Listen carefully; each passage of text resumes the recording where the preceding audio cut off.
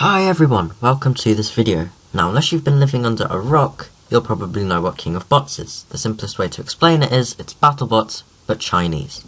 Now, if you don't know what BattleBots is, then I don't know what to tell you. You're a disappointment. Recently, I found out that the 2 seasons of this relatively new show were actually on YouTube in super high quality. And I just finished watching Season 2 myself a few days ago. Now, as I'm probably not going to be making too many videos about King of Bots, today you're going to watch me give you all my dumb thoughts about the series in one video. And that's a lot to talk about, so let's start. Okay, now let's talk about the quality and the production of the show. It's very similar to BattleBots in terms of basic structure. The robot combat takes place in a large arena, very similar to that of BattleBots, with several hazards and things inside the arena. There's 2 commentators, 3 judges, referees, and a host, as well as the audience, who sit around the arena, watch the mayhem, cheer. It's a great atmosphere. My first impressions of this arena and the setup were that is not what I was expecting, honestly. It's like they took all of the aspects of the BattleBox and enhanced them. The general look and the design of the show is really modern, really sharp, really high-tech, and it's miles better than I was expecting. And that arena has to be my favourite arena in all of Robot Combat. One thing that you'll notice straight off the bat is that almost everything about the show is in Mandarin, and there's no subtitles of any kind.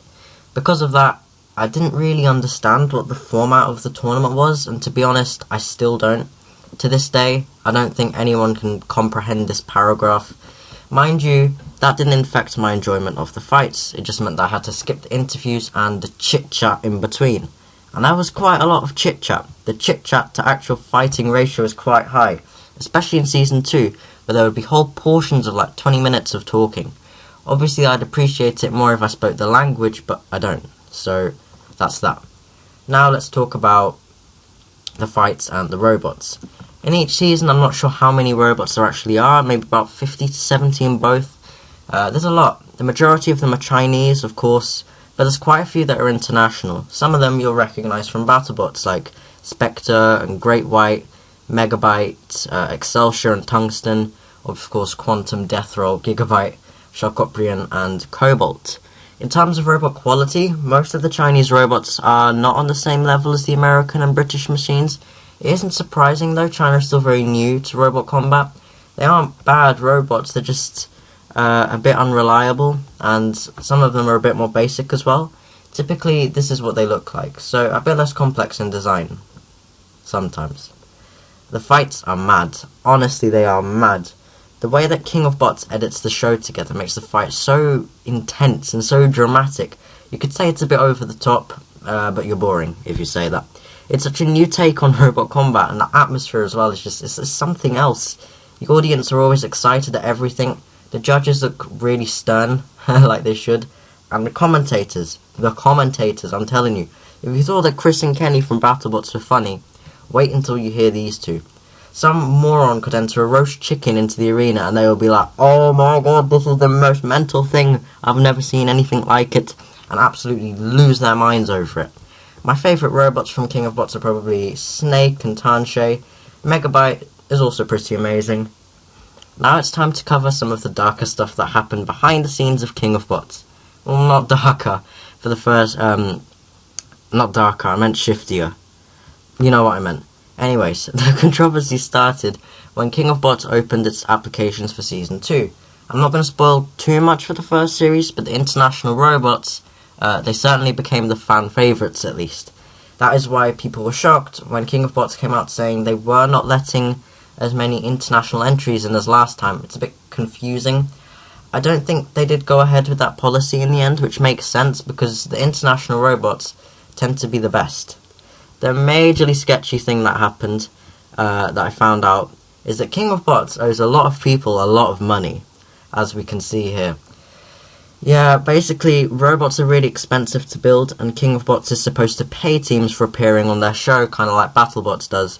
Except for some reason, King of Bots didn't pay the money owed to a lot of the teams, including Tungsten here. This is really bad because that's some serious money, and legal action could be taken against the show if they don't pay it back soon. And secondly, they're going to lose a lot of competitors.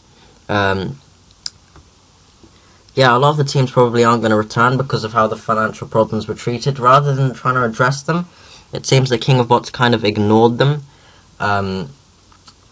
So maybe not as many teams are going to come back after how those financial issues were treated. So what are my thoughts on the series altogether? Well, the appearance of the show and the enjoyment that I had watching it are amazing, and that's not just because I love anything to do with robot combat. It's really tense, really edge-of-your-seat stuff. Even though I had no idea what the format of the show was, I could just enjoy the battles because most of them are really good. The robots are fantastic to watch, and of course they're going to become more reliable as robot combat evolves in China. We have to keep in mind that it's still really new over here. So it's really clear that the show is modelled after BattleBots, and BattleBots has even mentioned King of Bots indirectly before, so I'm just kind of wondering, why are they kind of acknowledging each other but then not acknowledging each other? It would help the sport if the major events, the major televised events, actually didn't see each other as rivals and worked together, because then they'd be less likely to be cancelled, because there's like a whole series of really expensive events, and so the TV channels would be like, it's quite important, let me not cancel this. Well, that's how it works in my head anyway, I'm not sure. And as for the controversy, I think the King of Bots should just be very wary before promising people money again, because it already owes a lot, it seems. It's never a good thing to be in debt, and they're going to be losing a lot of fans if that happens again. Thank you all for listening to my dumb thoughts about King of Bots. I hope you have enjoyed it. I heard that we will be getting a Season 3 after the coronavirus is under control, so fingers crossed that goes ahead. Remember to like and subscribe and leave a comment down below. Now, thank you all very much. Join me the same time next week for a new video. Bye bye.